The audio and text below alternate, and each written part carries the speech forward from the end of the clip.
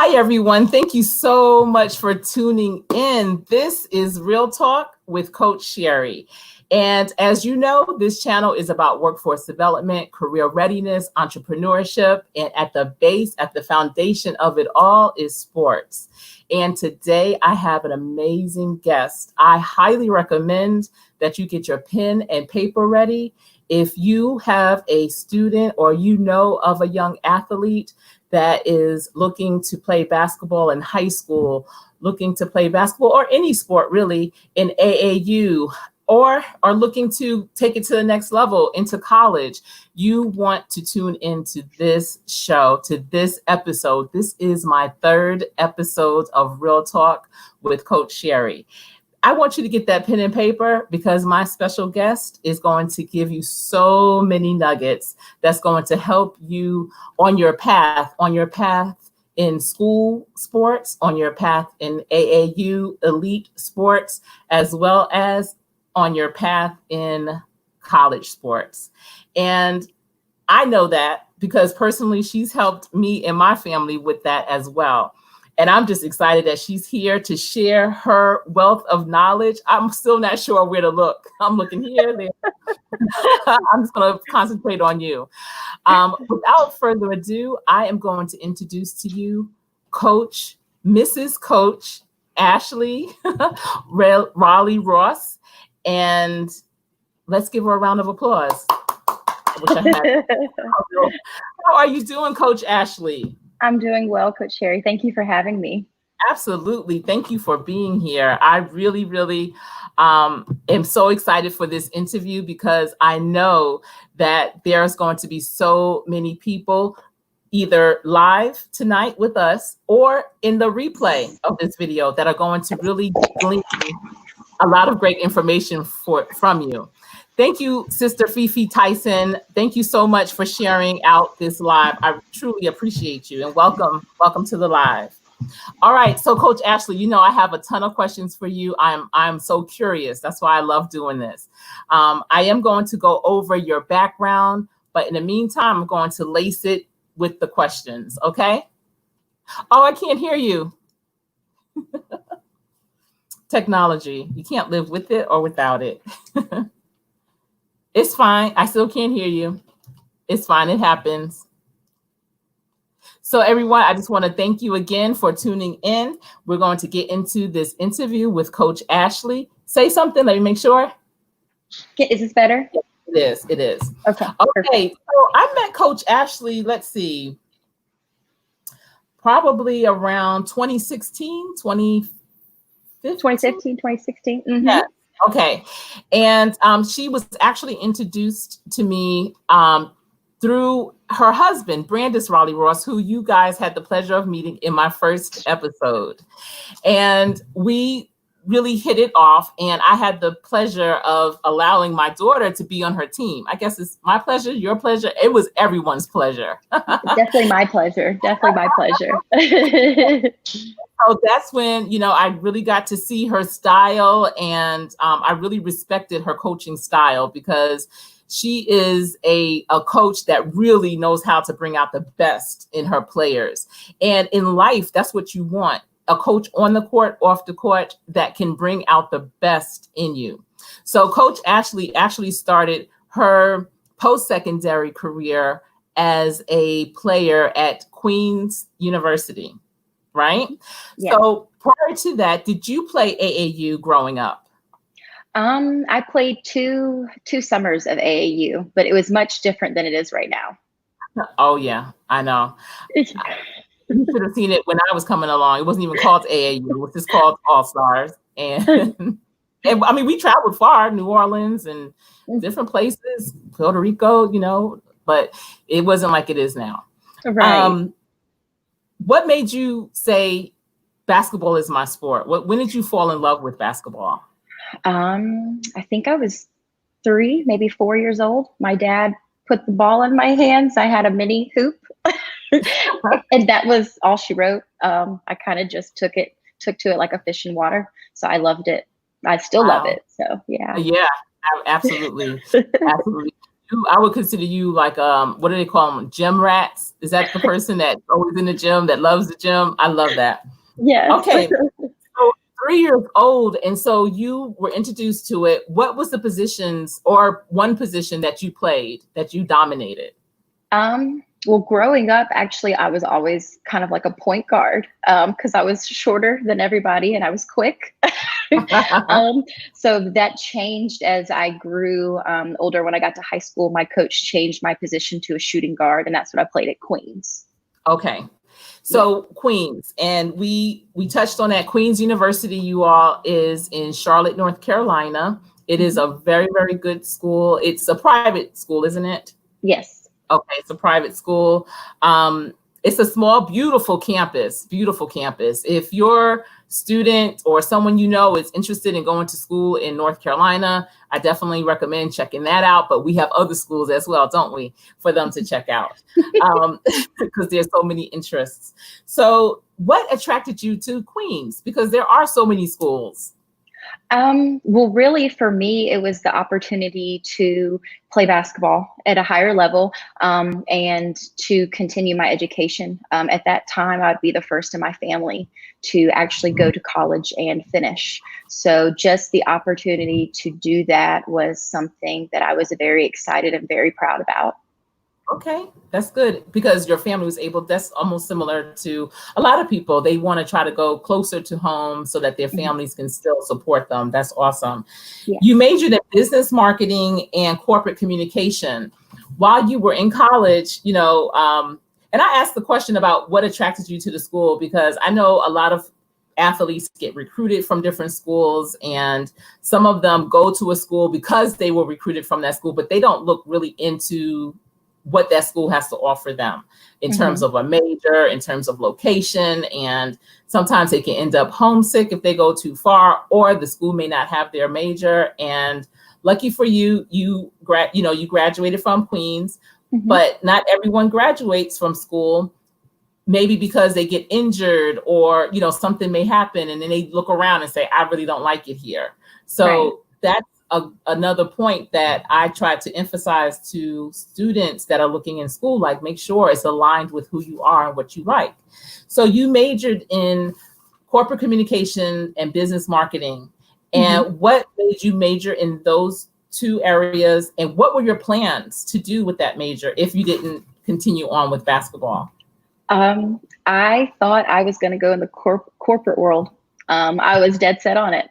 The Queens has this class called World of Work, where the first part of the class, they have you make your resume and you do properly, and then you do an internship with this class. And so I was dead set. I was doing my internship with a corporate company. I did it in marketing, and literally into my internship, maybe week number 2, I was like, okay, I don't know if this is what I want to do.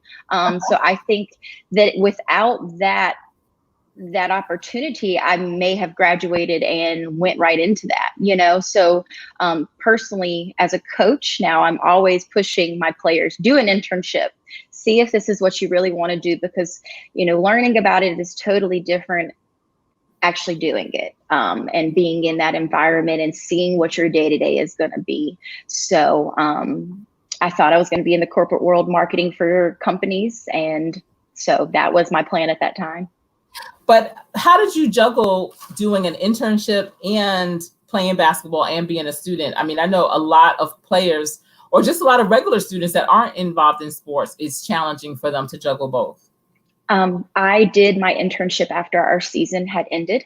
So I think I did my internship my junior year of college that spring. So luckily I had an internship that allowed me to wait until my season ended for the spring term. And then just being able to balance postseason workouts, class full time, and an internship, time management. So absolutely, time management is definitely key. Because I hear a lot of athletes, they don't have any time for anything but the sport and school. So you must have had a coach that really understood the importance of that. 100%. She understood. And I also think Coach Lacey and I have had great communication. So I communicated with her, this is what I'm doing. So there were some things where maybe I did a workout in the morning because I had an internship in the evening, or vice versa. So she really worked with me. The coaching staff really worked with me to do that. Okay, that's great. Yeah. I want to say hello to Immaculate Training is in the building. Sister Fifi Tyson, Eat to Live Strong. Thank you so much for tuning in. Thank you for welcoming everyone into the live, Sister Fifi Tyson. I really appreciate you. Okay, so you were playing in college, and that's a whole nother level than high school. Totally. Right. You know, you're doing a lot more traveling. You do have to have those time management skills, as well as those communication skills is really important. Did you ever have dreams, hopes and dreams of playing in the WNBA or playing overseas? I will be honest. At one point, I was interested in playing overseas, but that was never really anything I thought about playing at a level after Queens. Unfortunately, I didn't really have that being pushed to me to think about. So, Okay. Did you know any players that you played along with that maybe on your team or just played against that played or plays continue to play in the WNBA or overseas? My college teammate was from France, and her older sister actually played overseas in France, and she's currently an agent right now. So it was very cool having a teammate from France, and then just hearing the stories of her sister playing. I think her sister was 2 years older than us. So she played in, I think, the UK, Sweden, and France. Wow, that's awesome. Very cool. Yes, absolutely. And this is another purpose of Real Talk with Coach Sherry. I love to hear the life after college. You know, some athletes, they don't know all the time which direction they want to go if they don't continue with their athletic career. So life after sports includes coaching. It includes business. It includes the medical field. It includes education. It includes so many different arenas. Right. So you were able to step into the coaching arena. At what point did you know that you wanted to coach basketball? So how I got into coaching is it's different. I graduated college and there at Queens, and there is a gym called the Cornwell Center across the street from Queens University, and I was working there during college. So I continued working there after, and they asked me to run a rec league for younger basketball players. I think it was 10 years and younger. So the one key to me running the rec league was that I had to volunteer coach a team of 4-year-old boys and girls, and I was hooked my first practice. And I'll never forget, like, I babysat all of the young players. I think we had a huge party at the end of the year. I got all of them trophies. I was hooked from coaching that way. It was the most rewarding experience to see them learn and see them catch on, and just the relationships. And at that time I was doing young boys and young girls. So it was just, I was hooked.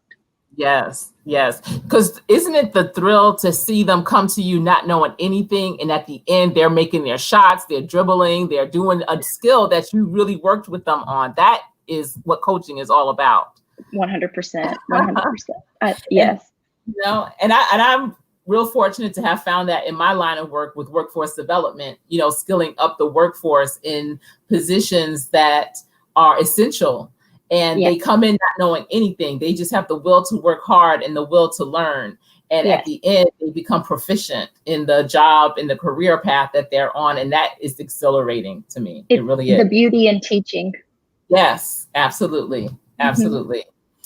So, and when you say that, I'm going to rewind, fast forward, and pause all at the same time. The coach needs to be coached. The teacher needs to be taught. So who coaches you as a coach? Who coached me as a coach? I've had who coaches you now as you are a coach right now? Who coaches you? Well, I will have to be honest. I have many I have been blessed with many mentors. The biggest mentor that I probably pick her brain and ask her the craziest questions is one of my former college coaches, who's also my athletic director, Coach Trudy Lacey. Okay. So I can't tell you the times I go into her office and the next thing I know, she's drawing me up a man play that she ran in the WNBA with players. And I'm like, I'm pretty sure I was watching this game when, I know exactly what you're talking about. So she is the biggest mentor for me right now, and just how she conducts herself. She is a woman that when she walks into the room, she forces you to give your attention to her. And I'm very blessed to be able to learn from her. That's awesome. Yes. And I love how you said, she's drawing up plays. I don't think people realize with sports, especially with basketball, and I know definitely with football, how strategic it all is. And it is, it's exhilarating, especially if you understand the different moving pieces. So, and that definitely is a skill that you can transfer to so many different areas of your life. Yes. I want to get into, after college, and you did the, volunteering for the young people. So you really taught all ages at this point. You became the head coach at Northside Christian Academy in Charlotte, North Carolina. And that's a school. I know it goes up to high school, but where does it start? Kindergarten. School? Okay, so kindergarten through 12th grade. Yes. But you coached the varsity team. Yes. And during that time is when I actually met you. While you were coaching, which not many high school coaches do this, you also coached an elite AAU team. And I'm actually wearing the shirt, Lady Team Charlotte. I don't know if everyone can see it. I love it. Lady Team Charlotte. And you did that, which was, if any of you are familiar with elite basketball, with AAU basketball, AAU sports, period, it takes a lot of time, patience, time management, scheduling. It takes a lot. And so you went from high school, and at some points, it probably overlapped a little bit with the high school. So that whole situation. And when you inherited that team at Northside Christian Academy, the team was 1-13. Yes. So I'm just swallowed. How do you bring a team from 1-13, have them turn around, change the whole program around to become 26-4, winning conference of the regular season tournament championships and finishing as state runner-ups? How do you do that? I had young women that bought in to the message and to what we were trying to do. We had some young women that transferred in, and then some young women that had played on the team prior, and they just clicked. What occurred that season doesn't happen often for coaches. So they bought in, they wanted to win. They loved each other. That team is one of my all-time favorites because I think that just the little things that they bonded over. Like, I think we had like a team watermelon that we took because they were so superstitious that we were going to continue to win without the watermelon. Oh, my goodness. But just giving them the freedom to do things like that helped them bond over those things. And they really just bought in. So all credit goes to them. Absolutely.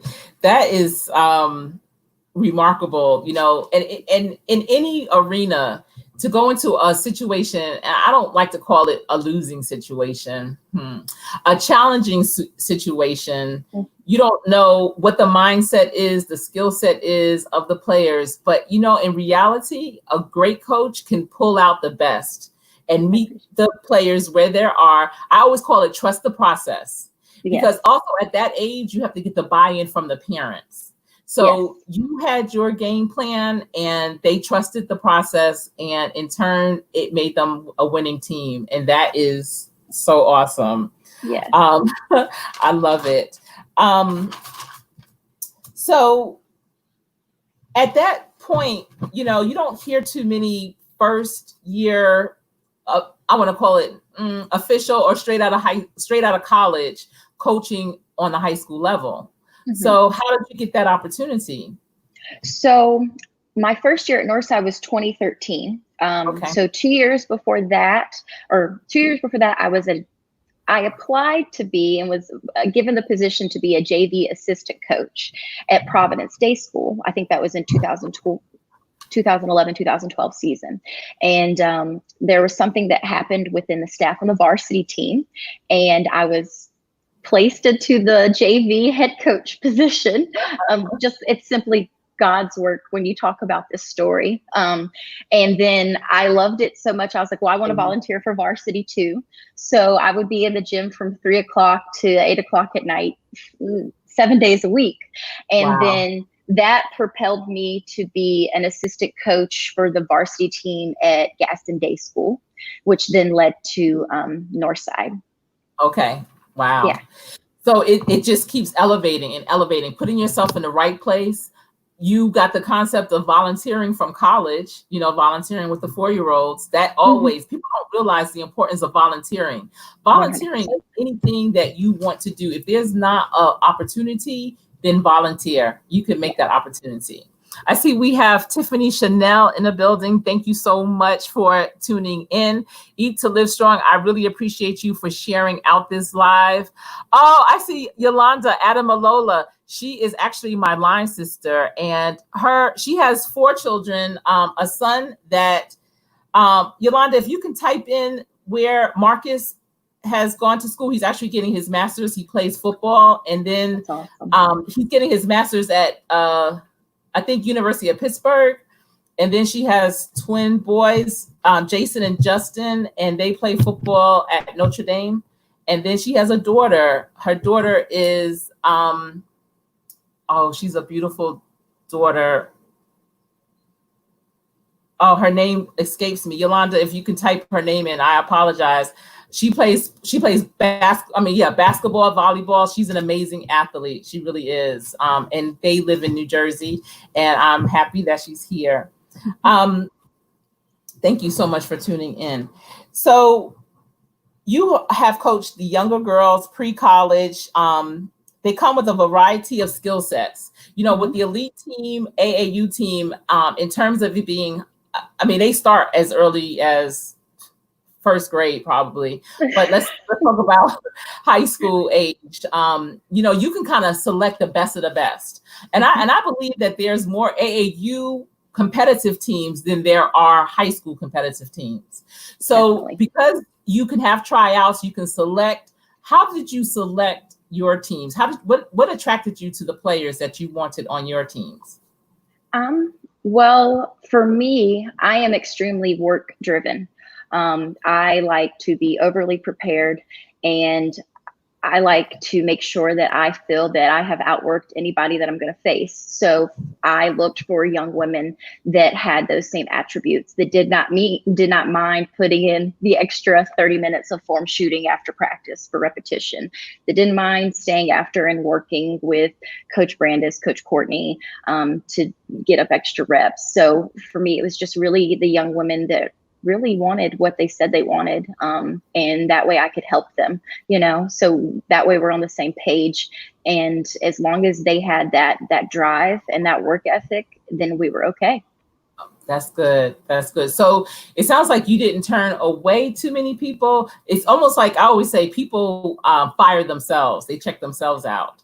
So, yeah. And let me tell you, if you could describe what your AAU practices were like, because y'all, those practices, they were something else. They were next level. They were really professional. You ran your organization like a profession. Even when they traveled to play, games out of the area, she would have them up early in the morning, stretching, preparing themselves for the game, no matter what time. If the game was in the afternoon, they still were waking up 5, 6 o'clock in the morning just to get their body. And can you explain some of the strategies or the methods behind that madness? But it taught them really, really good, good. What do I want to say? Regimens, it really got them on the right track. My girls, they're not still playing. They call themselves retired, but they still work out because they know what your body feels like when it's in shape, and they don't want to lose that. And you definitely had your girls. I mean, they were monsters out there, y'all. Like, for sure. To this moment, I have not seen a team, especially that. What year was that? 2017 year? Oh yes. 2016. 2017, 2016 and 2017. I haven't seen girls run like that yet. Still, they were in great shape. The blessing with AAU is that I was able to develop many relationships with coaches. So what I did was I would go watch their practices, and I'd be like, okay, so if I'm coaching a team of young women that want to go play somewhere like this, I need to make them already be prepared. So I picked so many coaches' brains, took so many drills, took a drill from this coach and meshed it with a drill from this coach, made it out of my offense. And I was like, if you want to achieve your dream of playing college basketball, you've got to be able to get through 2.5 hours of a Coach Ashley practice. So in that, they bonded, they became in shape. And then a lot of that 2017 team, what a lot of people don't know is those young women were running a mile a day, 6 days out of 7. They would turn in a mile time to me unless they had practice, then that would count as their mile time. So they were doing their own workout. They were doing push-ups, sit-ups, and things that, and it kind of goes with what I said earlier, like they were outworking everybody we played. So we knew when we stepped on the court, okay, you haven't ran 5 miles this week. So our coaches had us doing, they call it the Coach Ashley madness, but it gave them confidence. You know, every time that they step on the floor, they knew that they were prepared and they had already outworked you before the game started. Absolutely. Absolutely. And my girls still run outside as if they're being checked how many miles they ran at the end of the week. That is remarkable. You guys, if you are just tuning in, my special guest tonight on Real Talk with Coach Sherry is Coach Ashley Raley-Ross. She is the head coach for Johnson & Wales University here in Charlotte, North Carolina, and she is sharing her journey. She started from coaching 4-year-olds to elite AAU team, high school team, and even overseas. And we're going to get to that as well. So she's remarkable. She is dropping nuggets. I promise you, if you haven't gotten your pen and paper out to capture these nuggets, you are missing out. But luckily for you that this is recorded, so you can always get the replay. Because if you just heard her workout regimen that she had her players do, then you should know. And if you're a player, or if you are a player, or if you know of someone that's not working out like this right now and they want to go to the next level, you need to tell them they need to be doing it. So can you share with us one more time, Coach Ashley, what that requirement for your players was? So outside of practice, they had to turn in. I think with 2017, we practiced 3 times a week. And so what days I did not see them, besides Sunday, I required them to turn in a mile a day. And then they also had to include sit-ups, push-ups, I think some abs. I think we had a lot of squats, lunges. I think it was like a 30-minute station set they had to do on top of the mile. So if we didn't have practice, they had gotten their work in that way. And at the end of that, before July, when we played together, they were holding each other accountable. Where's your workout today? What's this today? You know, it took so much off my shoulders because they were holding each other accountable for doing their work. And so just being prepared, that's why, like, going into July with that team, I knew nobody knows what's coming from Charlotte, North Carolina right now. I remember thinking that driving in the van with 5 players in the back, you know, we're going to, I think it was Kentucky for a week and a half. And I'm like, we are going up here to get these young women some scholarships because they have simply outworked everyone we're getting that's on our schedule. So, and they believed in themselves. Yes. I always say, you play how you practice. Yes. Practice how you play. Yeah. So you allow them to slack off in practice, which I've seen a lot of coaches do, you know, and that's why they play so hard. They play hard in practice and they play hard during the game time. Yes. So when she talks about 2017, you guys, in 2017, 17, Lady Team Charlotte won the championships in both the Run for Roses Classic and the U.S. Junior Nationals. So if that is not something else, I promise you. Coach Ashley has helped over 60 young women achieve their dream in playing college basketball, NCAA Divisions 1, 2, and 3, the NAIA, and the USCAA. So that is awesome. Yes. That's awesome. Yes. Congratulations. I'm so proud of you. I really am. That is so awesome. Okay, so you had that success. You coached at Northside High School, and then you also coached at Carmel Christian High School. Well, yes. It was a whole school, but you coached the varsity team there, as well as coaching the AAU team still. Yes. Then you got married. Coach Ashley gets married. Yes. And, your marriage was a little different than marriages to athletes that I've experienced because, with my husband playing football in different teams, different states, I've known wives to not travel with their husband during the season. They stay home and hold it down and do what they do. And I know it was challenging. It was very challenging. I'm thinking of one in particular. She was in medical school and she was in DC. Her husband was in St. Louis. And it was just, I'm thinking that's far. Yeah. But with you and Brandis, you literally were thousands of miles away in a completely different country apart. And you were still so busy. It wasn't like every weekend or every other week or once a month that you could fly out and be with him. It wasn't like that because you were so dedicated. And I promise you, I appreciate your dedication. I hope I told you that, because at the time you guys were coaching my daughters. And I appreciate you for being that committed to the process. But how was that as a newlywed to be in Charlotte, North Carolina, and your husband at the time was in Montenegro playing basketball, national, so professional basketball. How did you do that?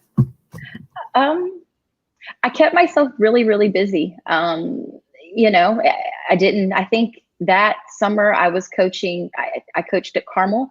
And then not only was I coaching our AAU team, our 17U team, I was coaching and helping with our 14U, 14, 15U AAU team. So we had expanded to 2 teams. I just kept myself really busy. And it helps that my husband and I both love the same sport. It brought us together, so just lots of communication with him. I think back and reflect, and at that moment going through that time, I thought I was rocking it.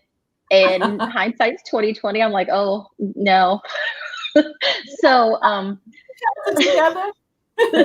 I kept it together, but there was so much just going on, and then being a newlywed, like people don't understand, we literally planned our wedding around AAU travel season, so, and I don't think that was the best summer we've ever had to go into getting married. It just, that everything was just perfect. And it was just good. And when Brandis and I go separate ways, we still don't go separate ways. Even if he's on a different continent and I'm here, we still have a communication schedule. We still have basketball. I think during that time I was filming practice and we will watch practice together, so there's so many bonding tools that we did. So even though he was thousands of miles away, it still a lot of the time felt like we were still together, Yeah.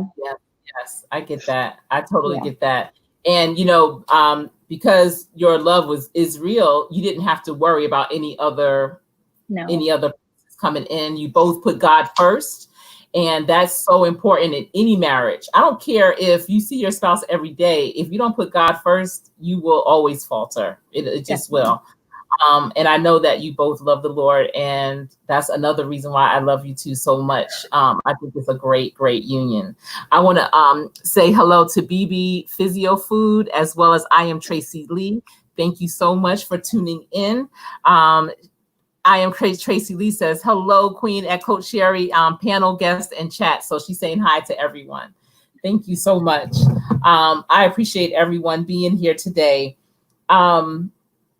that first year of you being a newlywed, you know, a lot of people always look at that first year as the year you set your foundation. Mm-hmm. I know that you and Brandis haven't been together for such a long time. Your foundation has already been laid. And I know that the support he gives and the support you give, you know, helps it work out. What made you decide that next year, though, to go with him to the country that he was playing in, Croatia? Yes. You know, I think we all get to some point in our life where we're just like, okay, so what direction am I going? And I just got to that point. I think I went to go visit him after our season at Carmel had ended.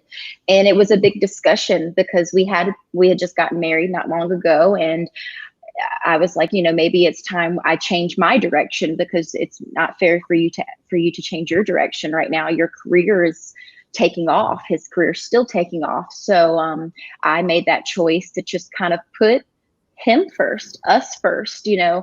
So we're so big on, we put so many people before ourselves, you know. And I was like, I think that I was at that point in my life where I was just like, I'm going to put myself, my happiness, and you first right now. And we're just going to see where I land, you know, and completely a leap of faith. Yes, yes, absolutely. And I hear that from a lot of players' wives, you know, especially the ones that respect what their husbands are doing. And, you know, it is such a short window for them to be able to do that profession. So it would almost appear to be selfish to say, no, I need you to come and stop what you're doing. Not something you could just stop and pick up at whenever you want, you know, because it's highly competitive. Right. So they need to know you support them. I'm sure when you first went with him overseas, you probably were like, I'm just gonna go to your games. I'm just gonna make sure you have your food. We're gonna do the house thing. I'm good. I'm gonna be good with this. Yes. Not so much. Not so much. The basketball bug bit her again, all the way in Croatia. So you ended up coaching basketball again as an assistant coach for a girls team over in Croatia. Please explain, how did that situation come about? So we had a business plan when we went to Croatia. I was like, I will train.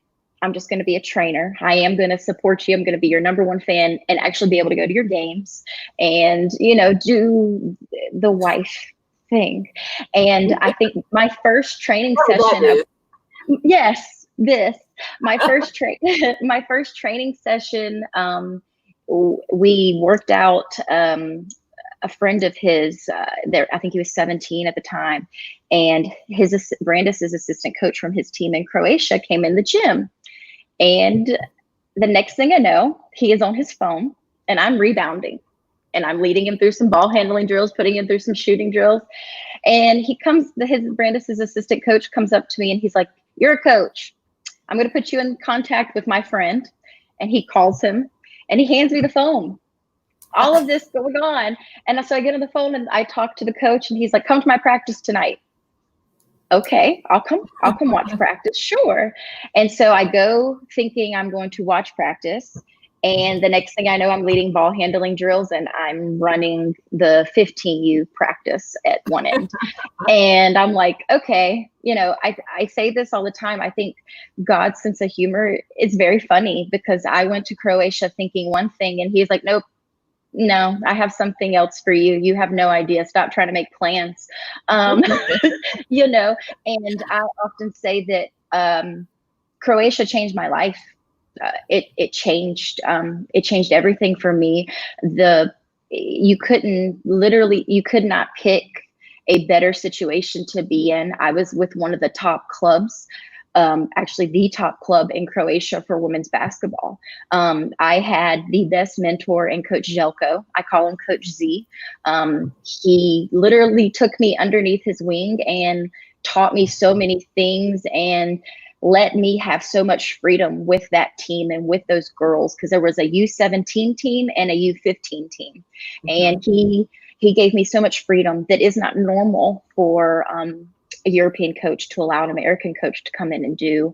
And then there was Coach Eddie, who was kind of like the trainer, and then he was an assistant as well. And we were like the perfect three musketeers for those young women. And it was just, a life-changing experience for me. So you went over there and you were coaching the same age group that you were coaching in America that you just left. So Yes. what difference did you notice in the two types of players, one from America and one from, and in terms of Croatia, just for the listeners and the viewers, explain where that is. What part of the world is that? Croatia is near the Adriatic Sea. Croatia, I'll say this. I walked into my practice and I'm like, that girl has to be 20 something years old. She was 15. I said she was 20 because she was 6'6". Yeah. So I was just like, I think one of my first questions is like, what do you eat? Like what they were also, I was the shrimp of the team. So I mean, they were just amazing young women. A lot of the young women that play for Tresnica, the club, Tresnivka is the correct way to say it. They corrected me when I would say it that way. A lot of the young women that play for that club are women that take basketball serious, which is why I say Coach Sherry, I couldn't have picked a better, I didn't even pick the situation. You know, I couldn't have been placed in a better situation for who I am as a coach, because the majority of them took basketball serious. And so in Croatia, they have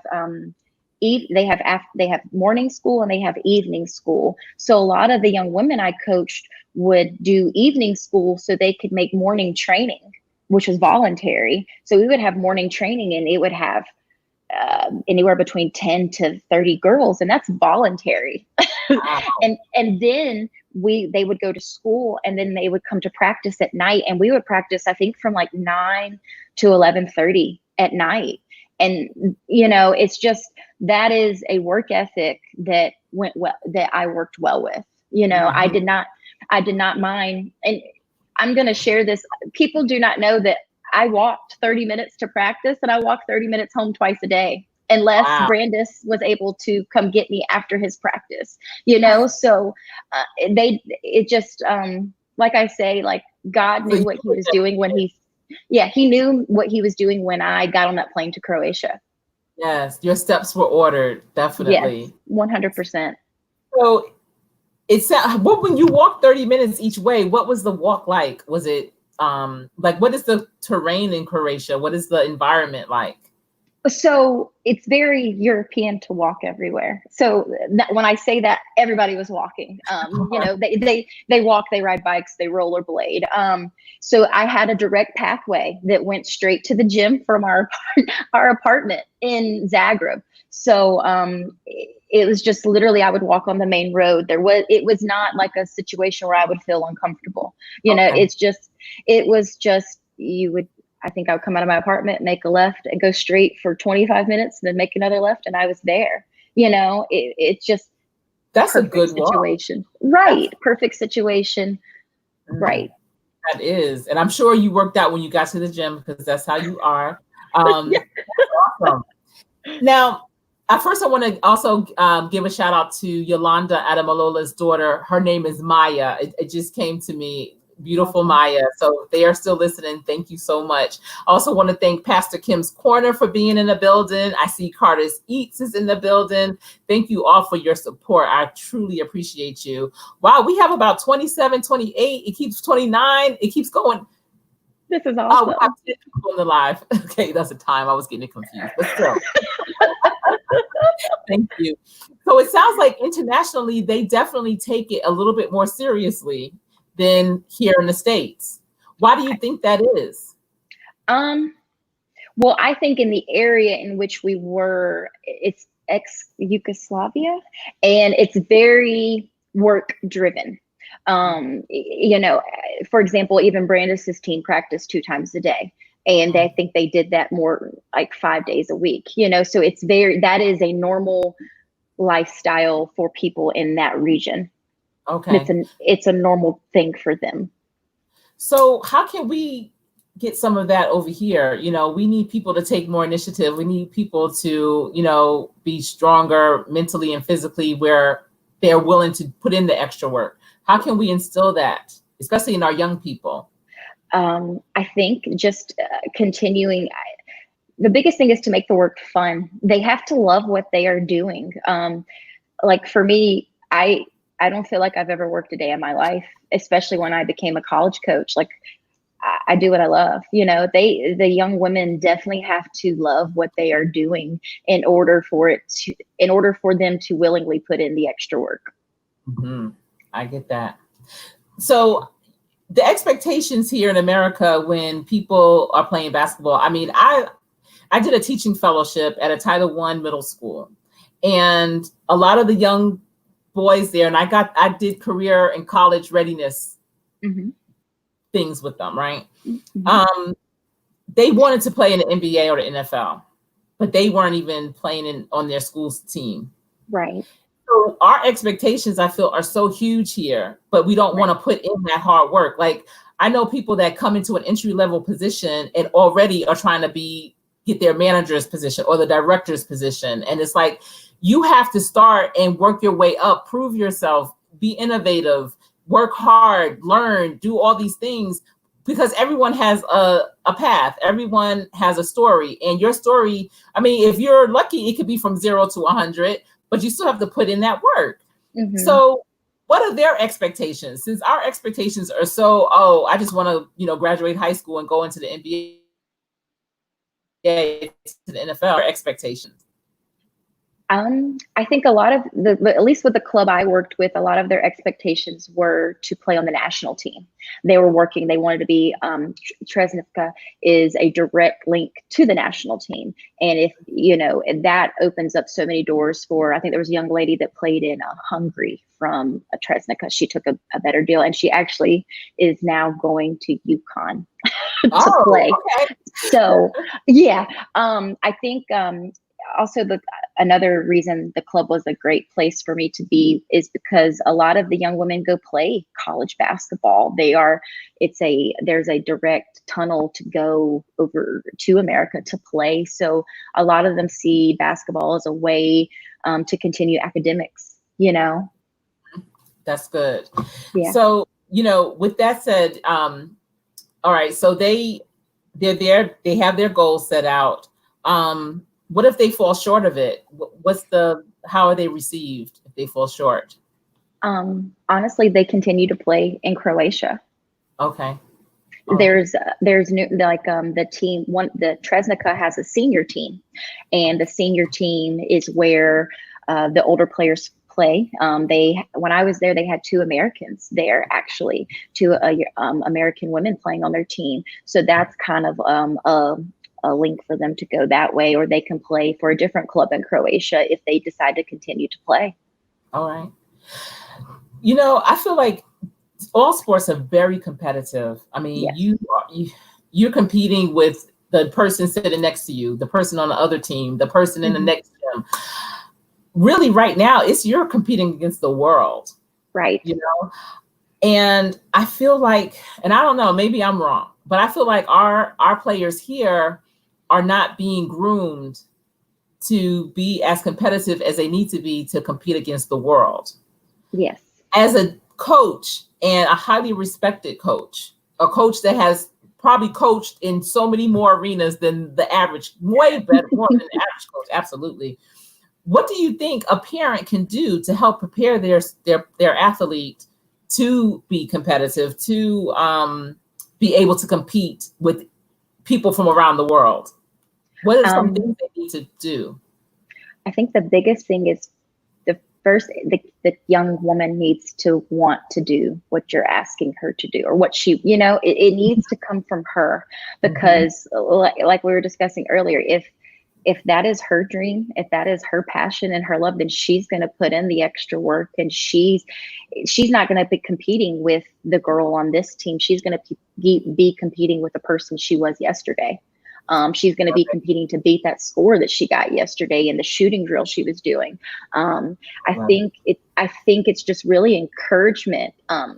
In my opinion, a lot of parents are pushing their child to do something that the parent loves, not that the child loves. And that is where you get the child that is in the drill with the trainer and doesn't go full speed. And there's no point because it doesn't translate to the game.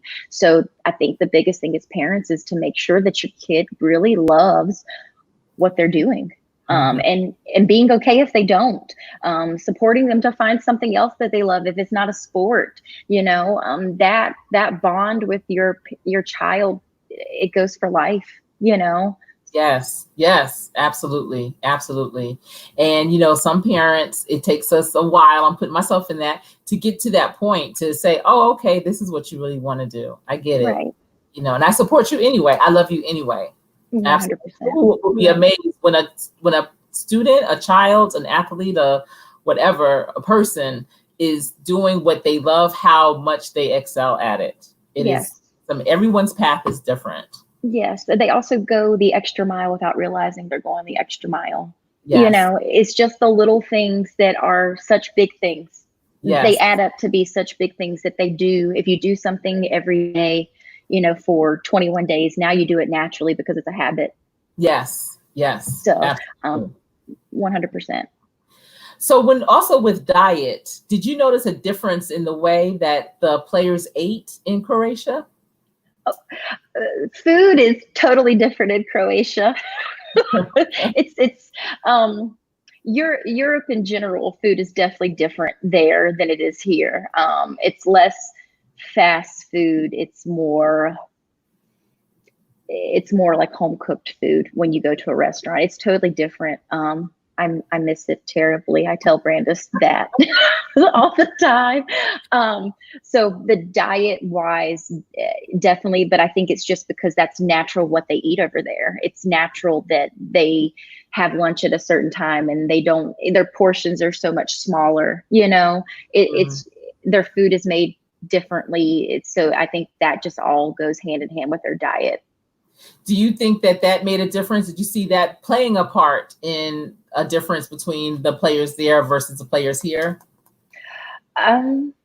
Yeah, I think personally, I've seen players here eat McDonald's before they go into an AAU tournament. Not my players, but I've seen it.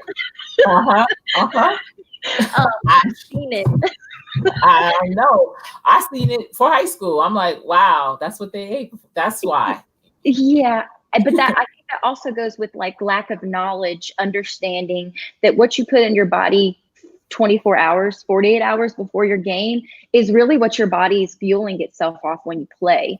And I think it's just lack of knowledge or lack of accepting that knowledge personally, because I've had some players that I've been like, you really got to focus on getting your water intake so you're not so dehydrated when you play, you this and that, what you're drinking. And I've had some players that have taken it and ran with it and made it a lifestyle change. And I've had some players that it was a battle. And I'm like, I'm not going to fight you over what you're eating. I'm just trying to help you play better, Right. Absolutely. Show up better. Do your best. Definitely. Yes.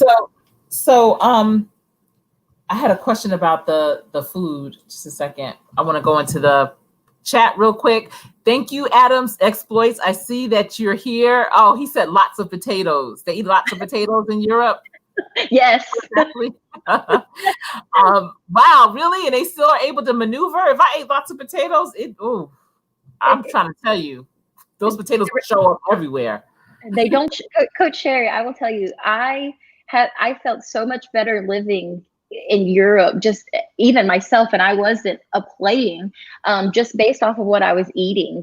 The eating is so different. So but I think it's really what we cook our potatoes in, because it tastes totally different in Croatia. When we first moved there, I kept saying, is it me or does everything just taste so different? Is it the water maybe, or that it's... I'm not sure. I have no idea. Wow. I see Be the Difference is in the building. Thank you so much. Let's see. She's saying, oh, that's all you do now is cook. Let's see. I think we're talking in here. I'm sorry, you guys. I'm so into this conversation because that's what we're doing. We're really just having a conversation. This is how Coach Ashley and I talk. So you're like really into how we are. Let's see.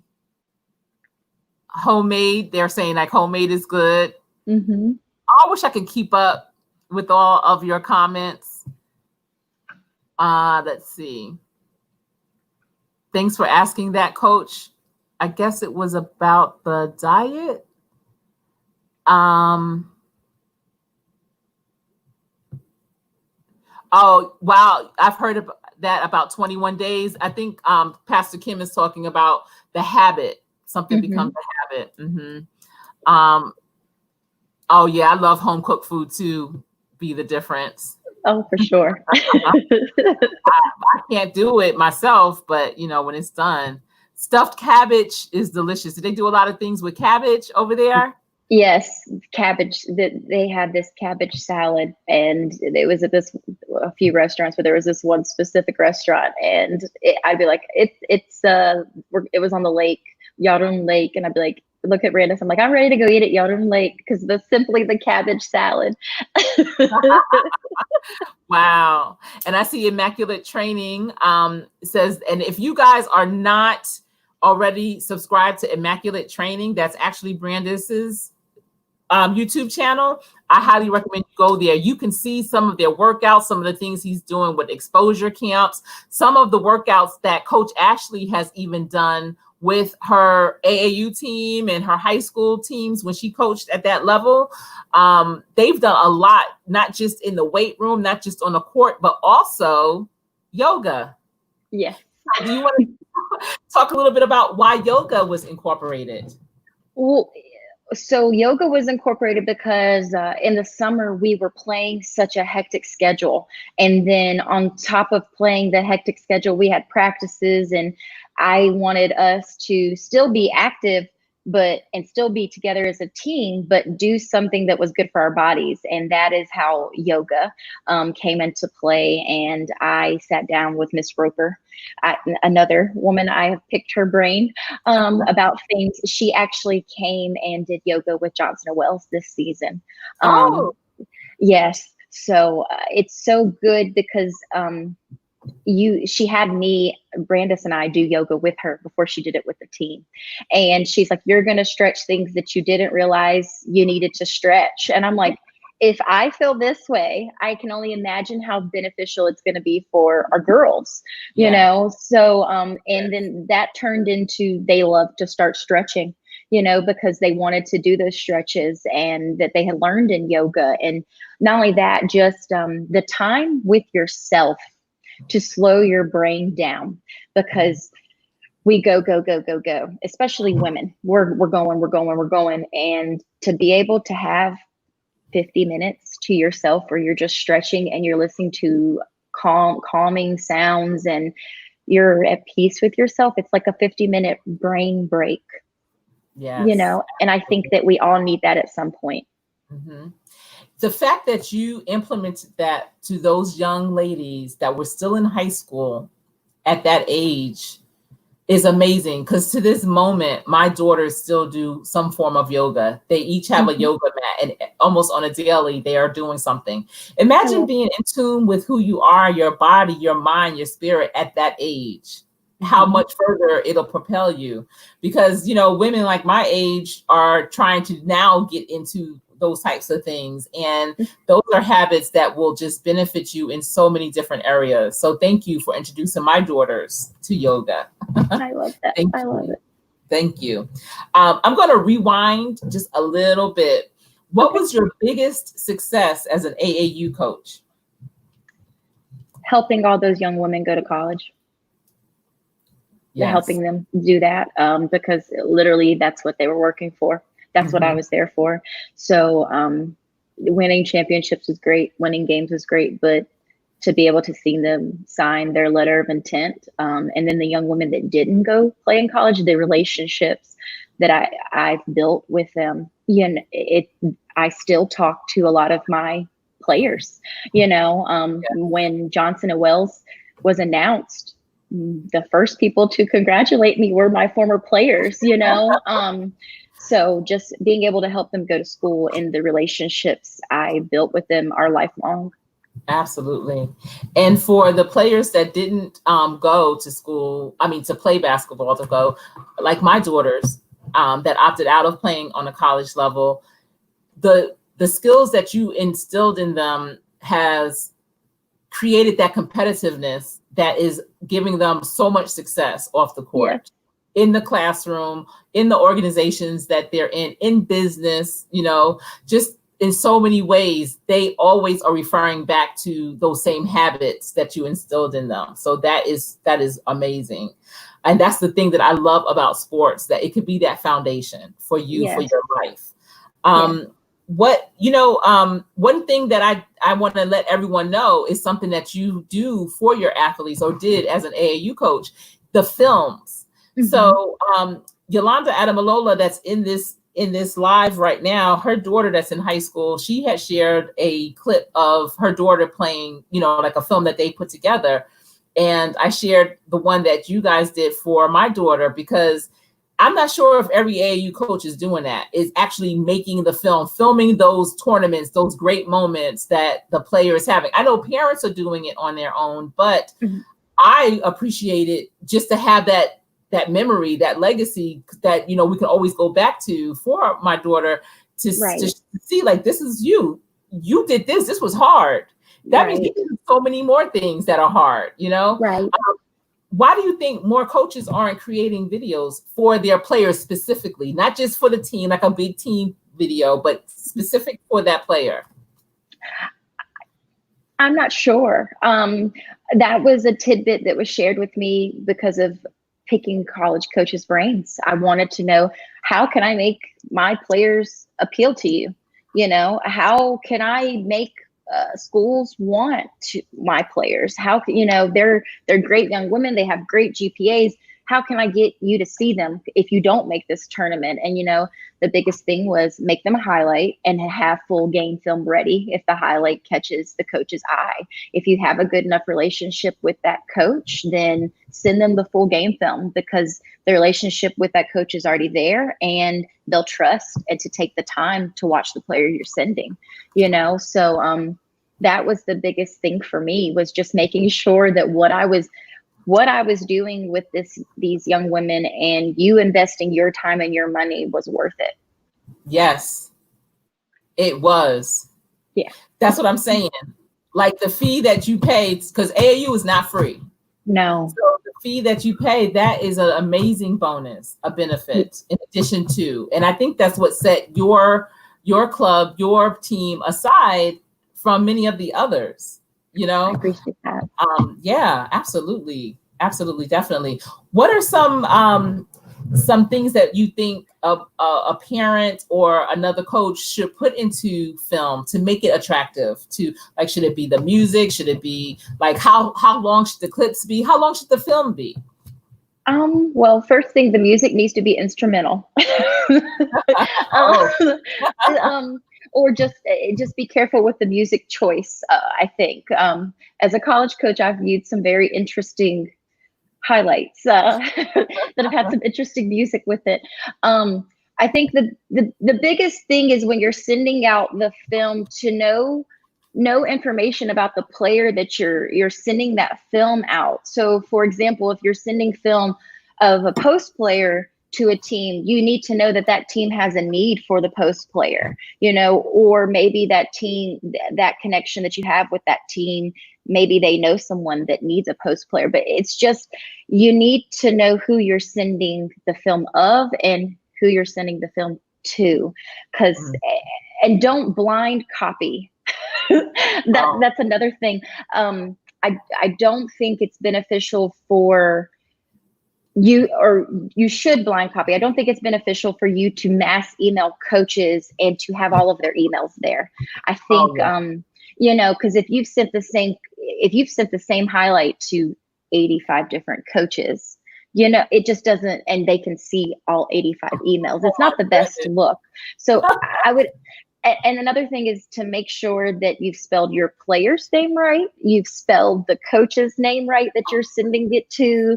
You have what they want to major in. You know, you need to know facts about the player and facts about the school. So for instance, if you're sending a player that wants to major in fashion, the school you're sending that film to needs to have that major, you know. It doesn't need, you don't just need to be mass blasting that player's highlight film and game film to coaches that aren't going to have any interest. And it's not even because of the players, because of the institution they're at. Yeah, absolutely. And that's why I work with young people on My Next Move, which is an assessment that they can take, and it'll align schools with their interested major. It'll show them like majors that they would have an interest in according to how they answered the questions. And because you do want to have it as a good match. Yes. What was one of your biggest challenges as an AAU coach? I think my biggest challenge was because I tried to run our AAU organization so close to a college program or a college readiness program. The biggest challenge, I think, was sometimes when players and I would have not positive interactions with parents, how it would be handled. And I'm like, no, I'm trying to get her to understand A, B, C, D, because when she gets to college, her coach is going to expect her to know A, B, C, D. And so it wasn't me trying to be a horrible person. It was just me trying to make sure that they were prepared, and just some of the interactions I think were not, that would be the only negative experience I have coaching AAU is just, I've played it. I've been there. I've picked. I'm trying to get them to understand. I've picked this coach's brain. They don't have a need for the skill set that your daughter has. It's not a negative because somebody is going to have a need for it, just not this school. And I think more parents took it as I didn't want to help their daughter versus I was trying to make sure their daughter went to the right fit. Right. So. Absolutely. And then there again, you have the parent wanting it basically for them versus really trying to take it all in and doing what's best for their player. Yeah. Since you were overseas, was there a language barrier when you coached in Croatia? No. So in Croatia, they start learning English very early. In grade school, they just didn't know my slang, so there's certain basketball terms. Sharice will know butt in the gut for boxing out. I said that in practice with the Croatians and they're like, what do you say? So that became their favorite saying all season long to say to me, because, Croatia taught me to overcome the language barrier. I just needed to speak slower, and I needed to focus on making eye contact, reading, body language, things like that. So many things that I learned to do that made me a better coach simply because we didn't speak the same. My first language is their second language. And, but they took such pride in learning different words for me. And I took pride in trying to learn their language as much as I possibly could. I think they enjoyed making fun of how I said things more, but especially teenagers, they love that kind of stuff. Like, things like this. She doesn't know what she's talking about. I'm gonna go to the comments real quick. Let's see. Okay, I'm gonna go up a little bit because the comments stream and I'm trying to figure out where I left. Let's see. Thanks. Sister Fifi Tyson says, thanks for sharing that, Coach Ashley. Oh, I'm glad Adams exploits. Thank you for catching the live. He said he's glad that he could catch this live. Let's see. Okay, I think we got those. Pastor Kim's Corner says she's back in the building. Oh, okay. Got that. Oh, Cardis Eats says she's back. Okay, perfect. And I see Brandis, Immaculate Training, tried to drop the 2017 video of my daughter. I'm Brandis. I wish I knew like really quickly how to make you able to have the link open. I'm not quite sure how to do that. I learned it one time from Sister Fifi Tyson. I have to practice that. Remember, this is my third official live, so I'm still getting the hang of things. I know there's so many people that could just easily navigate the back office. I'm not there yet, but thank you. I I encourage you, all the people that's in this live right now are really great YouTubers. They have amazing channels with great content. I highly recommend. If you're not familiar with someone that's in this live, we have Carter's Eats, Adam's Exploits, Immaculate Training, Sister Fifi Tyson, Pastor Kim's Corner, Be the Difference Clothing. She has amazing t-shirts. She writes inspirational books. We have, let me see. BB Physio Food. I know I had seen Tiffany Chanel. Please be sure to check them out. They are amazing. And Yolanda, I'm not sure if you have a channel or not, but if you do, then there's Yolanda Adamalola as well. All right. So now you were here in the United States. You were coaching high school basketball, AAU basketball. You went over to Croatia and you were coaching over there. And then you doubled back and came back to the United States as the head coach at Johnson & Wales University here in Charlotte, North Carolina. That is amazing. What attracted you to that opportunity?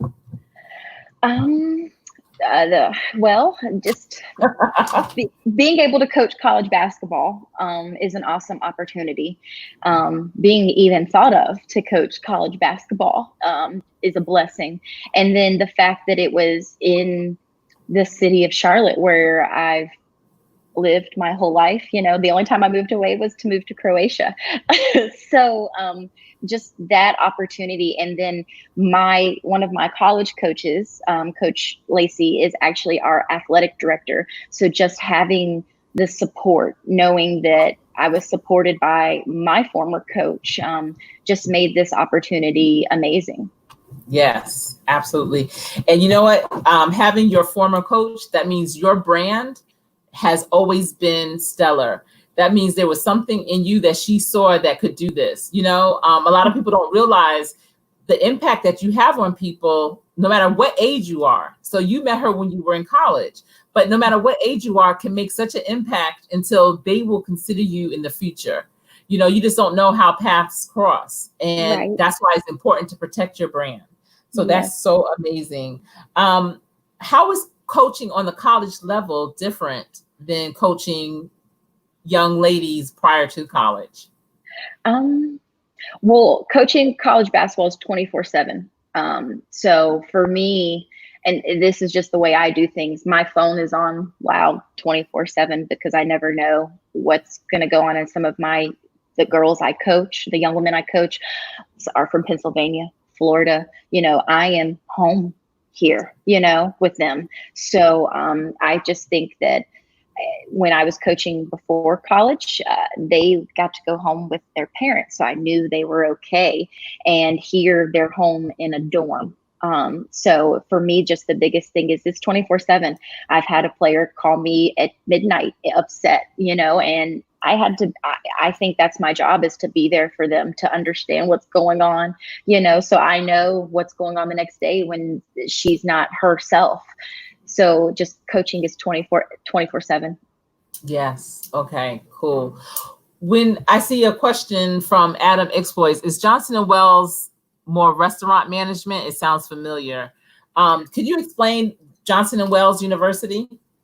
Well, so we are known for our culinary major, and we used to only be a culinary school, but now we have expanded our majors to accounting, business, marketing, business. We have a sports management, event planning. We have so many majors. We're actually starting health science. So we are really known for culinary, and I have a few culinary students on my team, which has made me take a whole different appreciation for culinary, for cooks and everything, just their stories they share. It is our top major, but now we've added so many more majors, which has made recruiting it's a lot more interesting, a lot different. Yeah, I love that, you know, Johnson & Wales has that concentration, but it also has sports included, because sometimes they go to a high school that is dealing with culinary, and if they continue on post secondary, they can't always still play their sport. Right. And so you allow them to, do both. So that's awesome. Yes. Well, my take is they're at Johnson Wells to go to school. Basketball is second. Academics is first. So I am not a coach that's like, you can't major in this, you can't do this. I make our basketball around their academics because that's the main reason they should be at Johnson Wells. Yes, absolutely. So with the players that are far, like you said, Pennsylvania and just all over, how do you go about recruiting? Because see, you've prepared players to be recruited, and now you are on that other side. You're one of those coaches that AAU coaches should be calling and saying, like, how do I do this? Right. So it's funny. I go to the tournaments in which we played in. I stayed more local this past summer. I stayed more in North Carolina, South Carolina, maybe some of Georgia. But I really went to the tournaments that we played in. And so for me, that was surreal because I'm like, I'm sitting on the other side. This is different, Yeah.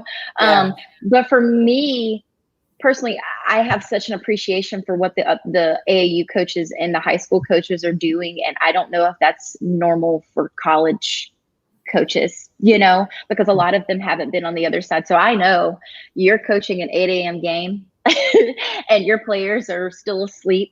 I understand it, and it's helped me tremendously recruiting wise. And it helped me step right into this because I already had the connections with AAU in coaching against some of those coaches. So yes, that's awesome. I love that you have the wealth of all of that, from being in high school, playing AAU, playing basketball, being recruited, playing in college, coaching the young girls, and now coaching college. Does your players understand your background? Do you go into where you've come from as well?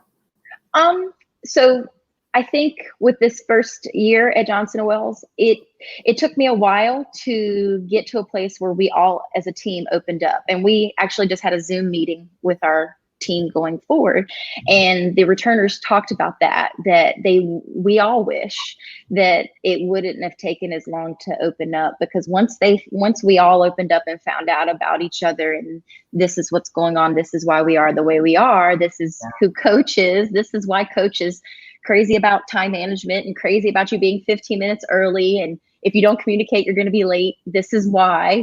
Once we all came to a common ground about that, things went so smoothly. So for me, it taught me that I do need to be more open about who I am so they understand why I'm asking them to do the things that they're doing. Yes, absolutely. That's a valuable lesson, is to open up to who you are and getting to know the people that you're teaching, working with, or whatever. I learned that almost the hard way. Like I said, doing a teaching fellowship in a Title I school, and my mindset was, I know how to teach them the material. They will understand it. They will succeed. They will do well. Right. And I don't need to get to know them. I have 3 of my own children. I don't have the capacity to learn more young people. I'm good. Right. And I kept being coached to, no, Sherry, you need to let them get to know you. You are amazing. Like, you have so many pieces that they will just gravitate to. And I'm like, I don't want them to gravitate to me. I just need to do what I need to do and leave. I can't. It's too much. And when I did open up, it was amazing. It made teaching so much easier. They were dedicated. It was amazing. And so I do that all the time now. I definitely try to open up because it just makes life that much easier. 100% agree. And it's good that you learned that lesson now. So that's great. Yeah. I felt like your program for high school was very college-like.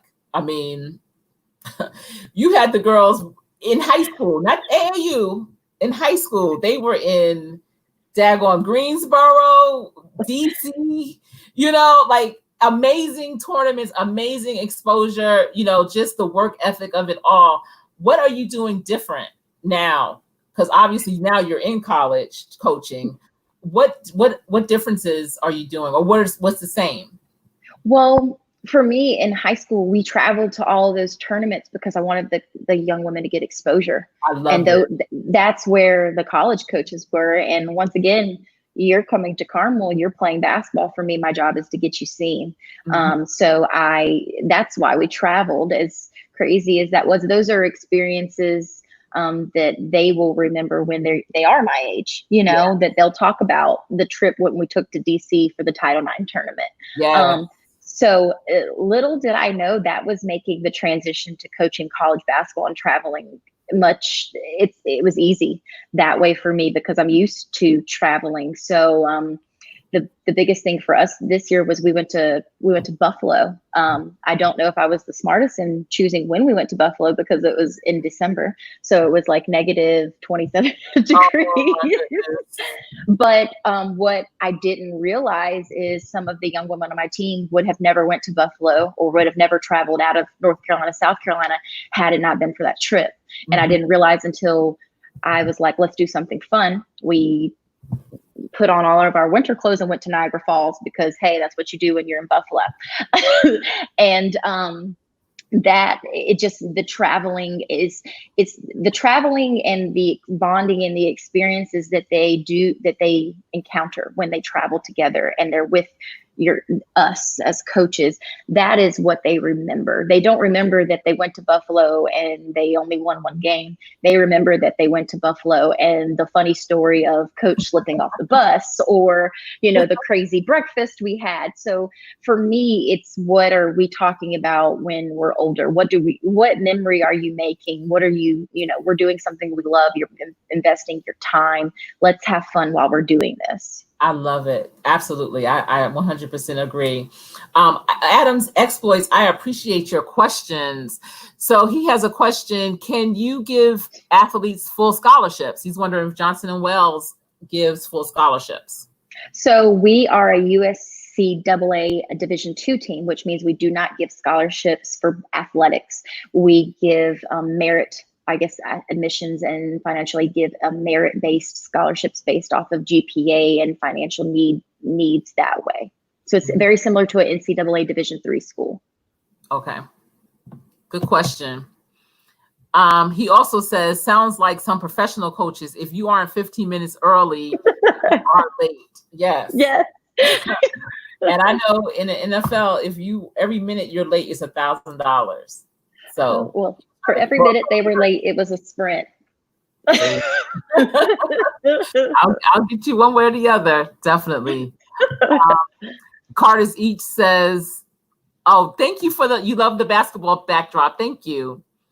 And she also says Johnson & Wales is an amazing school. Yeah, it is. And if you aren't familiar with it, it's in the heart of Charlotte. Yes. And if you need transportation, it's right there. They have, the light rail and just walking distance to a lot of amazing places as well. Johnson & Wales is a very good school. How large is the school in terms of population? I think there's around 1,600 students. Okay. So in the school. Nice and small and comforting. Yes, relatively small. But the thing is when you're walking to class, not only are you walking with students, you're walking with bankers going to the Bank of America building. You're walking with corporate business owners walking to their jobs. So you might see the same students, but you see different people because it's a small school in a bigger city, and we're growing. Like the light rail is going through literally almost the center of our campus, which is amazing. It's just home. It just feels good when you walk through campus. My run trail, I run through campus. Like it's a great feeling. It's a great place. Yes, that sounds wonderful. So with everything going on, I know a lot of colleges is so many different things about starting and what next year is going to look like, what the fall is going to look like. And I know your season starts in the fall, like towards the end of the fall, right? Basketball season, the end of the fall, beginning. Our game season starts at the end of October. Okay, so like middle of the fall. Mm-hmm. How are you preparing right now for the season with the uncertainties of what campuses are going to do? Well, right now we are scheduled to start in the fall. Mm-hmm. So actually, due to COVID, our culinary students could not complete. We were on the term system instead of semester system this past year. We're actually now just starting the semester system. So our culinary students were unable to finish the spring term. So they are actually coming back July 6th is their first day of class. And they will go finish third spring term from July 6th until August 14th. So that kind of gives us a good place to see where we are as far as like our protocols and everything, how we're handling it. So, but I know based off of the emails I've received and some of the meetings that we've been in, we have a pretty good plan to start in the fall, and I'm really excited about the opportunity, and I just want things to keep improving so it stays that way. Yes, definitely. And so what about a game schedule? Have you all been able to craft your game schedule? Because since there's no standard for all the schools, did you have to take some schools off, or, how is that looking moving forward? So I've only had one school that had to change our game due to their scheduling. They had to change their academic calendar due to COVID and what they're going to do. So I haven't, luckily, I'm going to knock on some wood. I haven't had any issues scheduling right now as far as that's concerned. So our schedule is complete tentatively. Okay. All right. Well, that's good.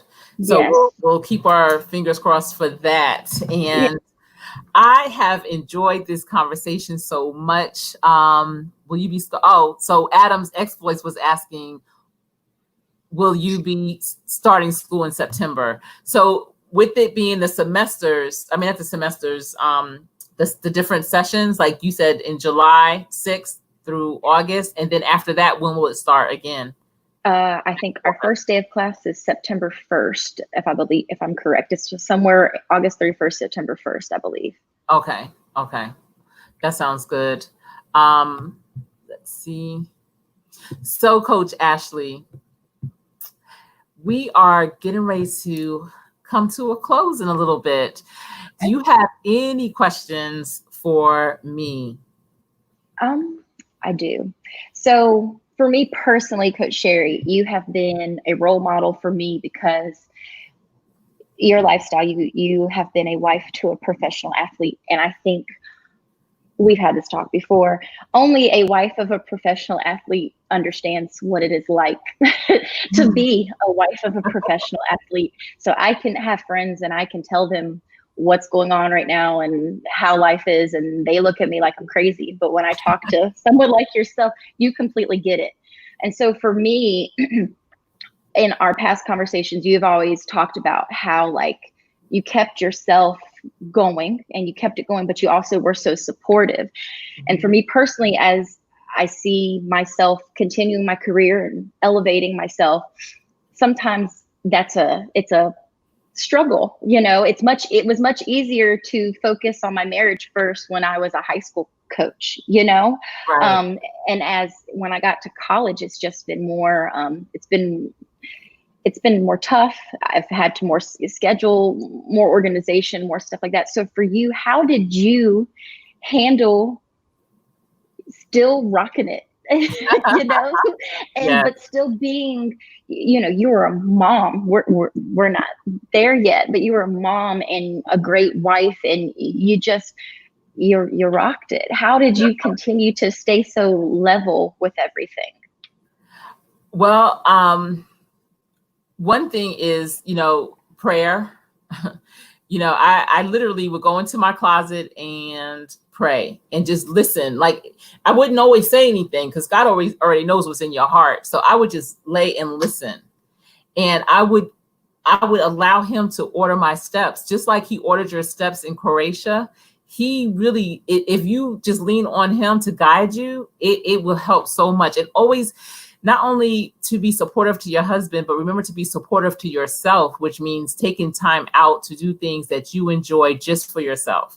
Even when my children were young, like you said, I was juggling a lot of things, doing a lot of different things, still am, but they're much older now. But my husband was supportive to me in the fact that he knew I needed to step off sometimes.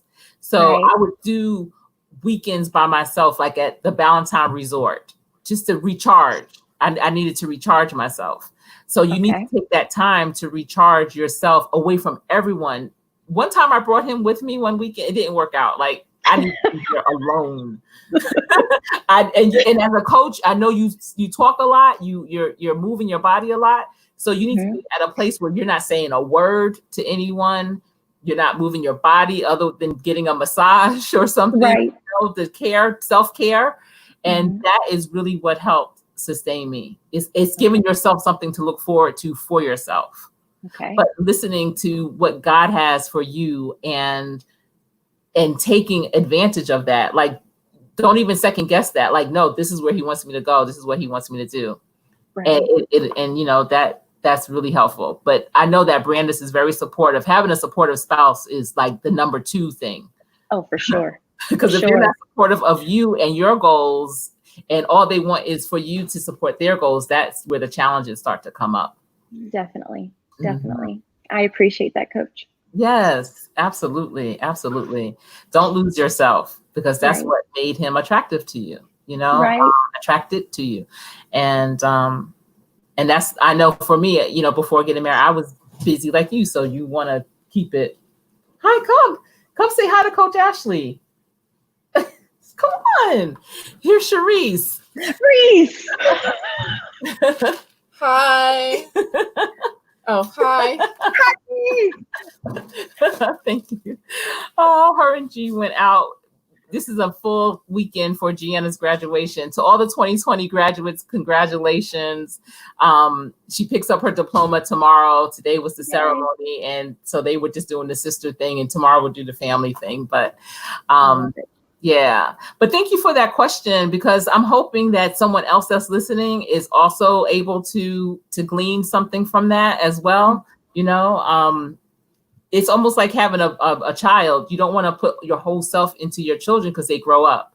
Right. You don't want to put your whole self into your spouse because you still grow up. Even though you're married and grown, you continuously grow. But if you're not growing yourself, then you're lost. So don't lose yourself. Right. Yourself.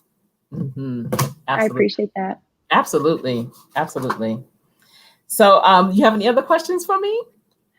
I really just wanted to thank you for everything, and just let you know how much I appreciate you, and I appreciate your family. So I just the support Brandis and I have felt from you guys has just helped us keep pushing. And I know that I ran into you this I think it was Thanksgiving when I was recruiting, and I just don't think that you understand how needed that conversation was at that moment, you know. And so and it's just been like that with you guys, and I just am really thankful for y'all, and I'm thankful that we are family and we're connected. Yes, absolutely. I'm holding it together, Coach Ashley. Don't do it. Yeah, I'm just saying. I am. I mean, y'all have been a blessing to our family. So serious. You know, you've continued the grooming process for my daughters, and I appreciate that. You know, things have been challenging, you know, health-wise, and you guys carry that for me as such a young couple, and I appreciate that so much. You have no idea, none. So, you know, it's a beautiful thing. God puts the right people in your life at the right time. And 100%. You guys were the ones for us at this time and at that time. Great. I thank you from the bottom of my heart for being my 3rd special guest on Real Talk with Coach Sherry. I have these red table talk cards that I got from Jada Pinkett Smith, and I'm going to just select one and ask you a random question. Okay. What's brought you the most unexpected joy recently? My relationship with my family my immediate family, my sisters, my brother, my mother, has gotten much better. And I'm very thankful. So things that used to be big celebrations because we would get together are now just normal. And for me, that's a happy place because it hasn't always been like that. And it's just a happy, good feeling that I'm really thankful for. Oh, that's awesome. I love to hear that. I love to we coming around full circle. So that's awesome. Definitely. So everyone, we have our favorite professional basketball player internationally. That's Brandis Raleigh-Ross. And now we have our favorite college coach, Coach Ashley Raleigh-Ross, and she is at Johnson & Wales University. If you hear of them, if you can get a glimpse of them, know that she is there. She is the machine behind the machine. If you want to stay connected to her, I have her information up here on Twitter. She is Coach Raleigh-Ross. On IG, she is at Mrs. Raleigh-Ross. And I highly recommend that you go and check her out. She always has great things that she posts, as well as immaculate training, where you can see some of the great things that they have going on with players. And, you know, they're just a support and a resource for people. So many people don't realize when you are a blessing, you will be more blessed when you bless others. I want to thank everyone that came into this live, and also thank everyone that is listening in on this replay for tuning in. And until next time, I want you to please remember to stay safe. And this has been Real Talk with Coach Sherry.